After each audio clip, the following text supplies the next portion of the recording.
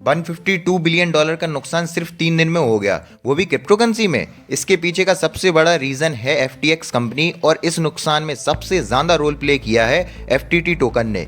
6 नवंबर को इस टोकन की वैल्यू गिरनी शुरू हुई और अगले 72 घंटे में 80% से ज़्यादा इसकी वैल्यू गिर गई, और इस टोकन की वैल्यू से 2 लोगों को भारी नुकसान झेलना पड़ा।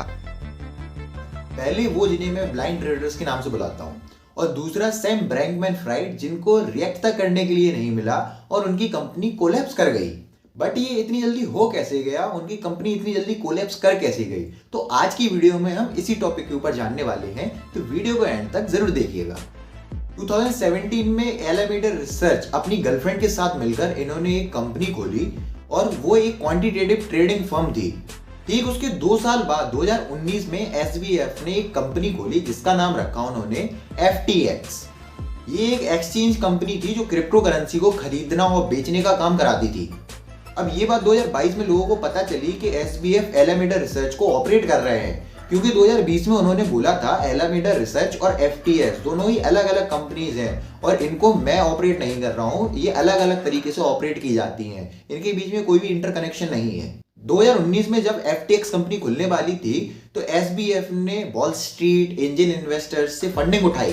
FTX 2022 के फर्स्ट हाफ तक दुनिया की 4th सबसे profitable crypto currency exchange company बन गई, बल्कि दुनिया के बड़े से बड़े सेलिब्रिटीज से इन्होंने अपनी कंपनी का प्रमोशन भी कराया। F1 ले लो, फुटबॉल प्लेयर्स ले लो, बड़े बड़े सेलिब्रिटीज को ले लो, सबसे इन्होंने प्रमोशन कराई दम से। FTX जिस स्पीड के साथ अपनी मार्केट को कैप्चर कर रही थी, उस स्पीड के साथ सिर्फ वो दुनिया की नंबर 1 कंपनी से सिर्फ एक कदम दूर थी, और उस कंपनी का नाम था बाइनेंस, जो कि एक क्रिप्टो एक्सचेंज कंपनी थी। जब FTX 2019 में स्टार्ट हो रही थी तो बाइनेंस भी इसमें बहुत बड़े इन्वेस्टर्स थे, और कहानी में ट्विस्ट, इस कंपनी के CEO CZ ही लाएंगे। जब CZ ने देखा कि इस कंपनी के पास कैश तो है ही नहीं, और उसी टाइम पे कॉनडेस्क ने एक शीट पब्लिश की और उसमें उन्होंने बताया कि एलामेडा रिसर्च के पास $14.6 बिलियन के एसेट्स हैं, और जिसमें से 40% से ज्यादा FTT टोकन्स हैं।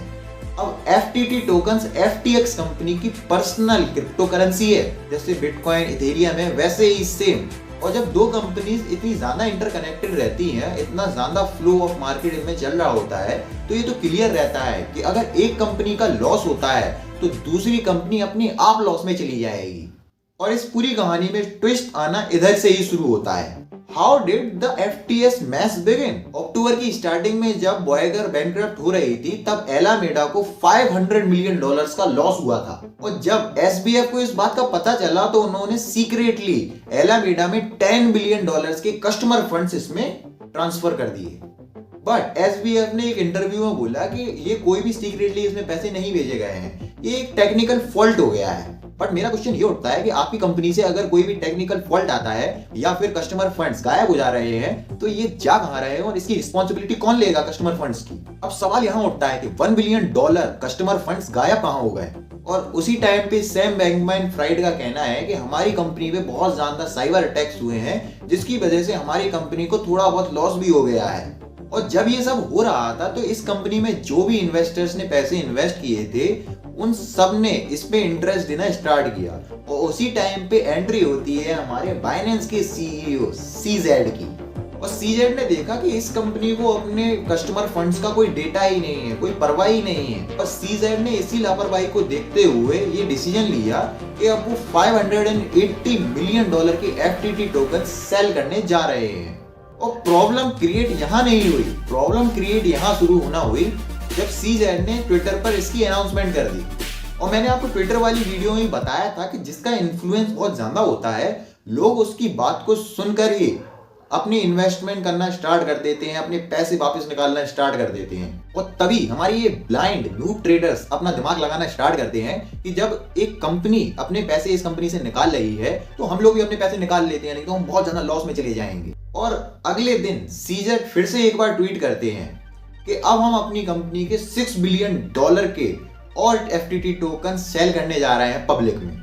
और जब इस बात पे सैम ने ध्यान दिया तो उन्होंने CZ से डायरेक्टली बोला कि आप ये टोकन 18% के हिसाब से आप जो FTT टोकन बेचने जा रहे हैं, उसको हम 22% में आपसे खरीदेंगे, बट ये टोकन आप पब्लिक में ना बेच के हमें बेच दीजिए। और ऐसा सैम ने इसीलिए कहा क्योंकि आप जो टोकन्स देखते हैं या फिर आप कोई भी शेयर्स देखते हैं, अगर कोई पब्लिक में चले जाएंगे ये शेयर्स तो फिर कोई पर्टिकुलर इंसान इसको हैंडल नहीं कर पाएगा, और जब हैंडल नहीं कर पाएगा तो ये मार्केट अपने हिसाब से चलेगा। और यही यहाँ पर प्रॉब्लम आ जाती है, जो बड़े बड़े लोग होते हैं वो अपने हिसाब से हैंडल करना चाहते हैं हर कंपनी के शेयर्स को। जैसे कोका कोला के जो शेयर्स हैं, अगर वॉरेन बफेट एक दिन अनाउंसमेंट कर दे कि मैं कोका कोला के शेयर्स बेचने जा रहा हूं, तो गारंटी सी बात है उस कंपनी के शेयर इतनी तेजी से गिरेंगे ना, जहां पे आपने सोचा भी नहीं होगा कि इतनी तेजी से इस कंपनी के शेयर्स गिर सकते हैं। और अगले 72 आवर्स में FTX $32 बिलियन की नेटवर्थ से 8 नवंबर को $20,000 की नेटवर्थ पे आ गया। और 11 नवंबर को सैम बैंकमैन ने फुली बैंकरप्सी के लिए एक फाइल जमा कर दी। FTX की बैंकरप्ट होने के पीछे के 3-4 रीजंस क्या थे। पहला कि SBF एलामेडा रिसर्च के साथ क्रिप्टो एक्सचेंज मार्केट को ऑपरेट कर रहे थे, जो टोटली इलीगल है। और दूसरा, सीजेड ने देखा कि जब कंपनी इतना ज्यादा ही क्रिटिसिज्म झेल रही है तो यही सबसे अच्छा मौका रहेगा अपने ओपोनेंट को हराने का और इस कंपनी को डुबाने का।